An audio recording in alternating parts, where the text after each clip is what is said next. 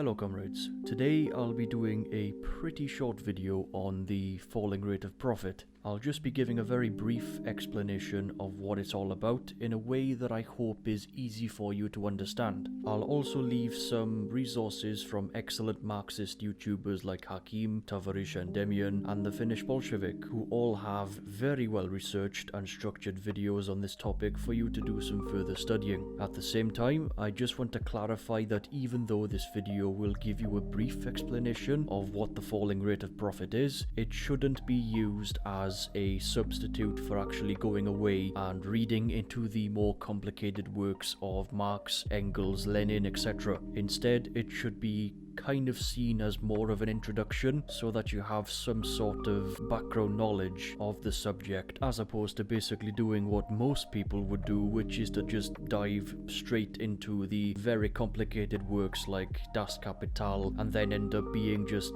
completely overwhelmed and obviously not getting very much out of it. Now, the falling rate of profit is basically a phenomenon that was defined by Marx as being the ratio of profit to investment. Marx realized that under capitalism, there's a tendency for booms to get shorter and for busts to get longer and deeper. It's this tendency of the rate of profit to fall that is basically the reason why there are all these kinds of constant cycles of recessions and financial crashes under capitalism. It also kind of explains why big capitalists in particular, like capitalists like Elon Musk and what have you, would then turn towards the super-exploitation of the third world, as well as why they start wars and why they resort to just general class struggle. Now, Karl Marx was not the only one who took note of this phenomenon, as early pro-capitalist economists and philosophers like David Ricardo had tried to explain the tendency of the rate of profit to fall by comparing it to agricultural fields on a farm reaching their limit of fertility. What Marx managed to do, however, was find the answer to this phenomenon in the nature of capitalist accumulation. Let's get into it. The huge contradiction within capitalism is that the more a capitalist accumulates, the more problems that are created for the capitalist system as a whole. Now, this may seem a bit weird at first, as the entire logic of capitalism is literally profit and accumulation. That's basically what the market is. It's not something which, quote unquote, gives the people what they want. Things are only ever produced if there is a profit to be made. It's literally how capitalism survives and what its sole purpose is. It's a system of infinite growth within an environment that has its own limitations. But with this contradiction in mind, what we must realize is that there are things that capitalists will do to try and counter the tendency of the rate of profit to fall. They can either do this by enforcing more exploitative conditions onto workers to make their labor even harder, but this would only ever be seen under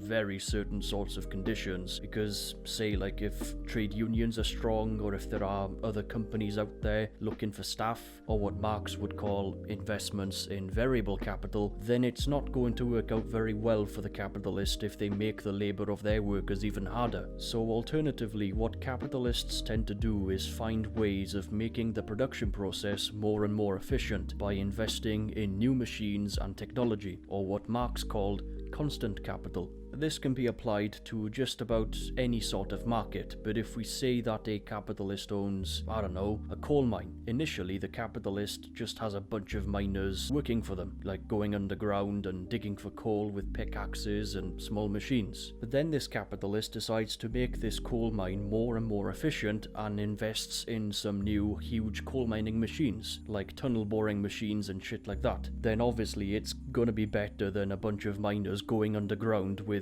a bunch of little tools, and the huge machines are also going to reduce the amount of workers needed to go and mine for the coal, while at the same time the huge machine is able to mine a lot more coal than the miners themselves can. So as well as being more efficient, it's also going to be a lot cheaper for the capitalist to use the machine, or to hire a couple of workers to use the machines, as opposed to hiring like loads of workers to do it manually with tools. Similarly, if we look at companies that manufacture of smartphones, televisions, or computers, then we can use the same sort of logic. A brand spanking new robot or machine is going to be far more efficient than a bunch of workers using manual tools to build loads of phones, TVs, or computers. It's also going to reduce the amount of workers needed to produce these things, and it will then be cheaper for the capitalist to produce more and more of this stuff by making labor more efficient. So when a capitalist makes labor in their company more efficient, they end up on a competitive advantage over their rivals because they can produce even more stuff at a cheaper price, which then leads to them making more money than the competition. When other capitalists who are able to adapt to this and not go out of business then eventually start to catch up to the first capitalist and start investing in all of these new machines and begin using other methods to make production more efficient, the prices of these products that are produced then start to plummet. And why is this the case? Well, it's because making these products and finding the raw materials to do so is now much easier with all of the new machines. However, even though the prices of these things have gone down, the cost of investment to actually make these things goes up, because in order to actually make these things and actually be able to enter the market and be competitive, you have to have all of this fancy equipment that makes producing these products a lot easier than just having loads of workers doing it manually with tools. So basically what the falling rate of profit is about is that as productivity and technology both start to increase and go up,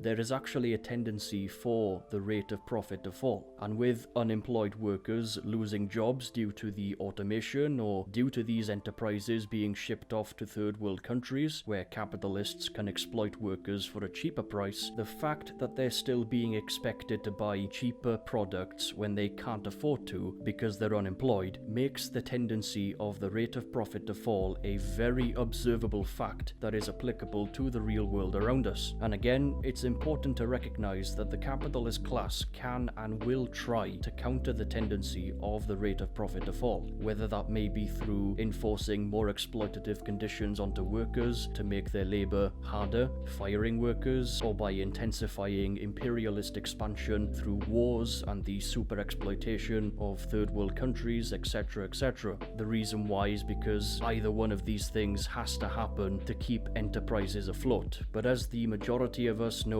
all too well, it always happens at the expense of the whole of society, at the expense of the working class, which is why it always ends up leading to crisis and turmoil. So to end off this video with a bang, the tendency of the rate of profit to fall is arguably one of the most important aspects of Marxist economics to understand, because it basically explains how and why capitalism is merely a passing phase of historical development that will inevitably collapse and be replaced by a new socio-economic system, just like feudalism and slavery before it. So despite what the mouthpieces of the capitalists in the media would tell you about tightening our belts, or what bourgeois politicians would tell us about making cuts, or what we've been seeing over the past year or so with COVID-19 being used as the scapegoat for enforcing more exploitative conditions onto working people, there is no long-term solution to this major internal contradiction within capitalism other than the overthrow of capitalism to build socialism,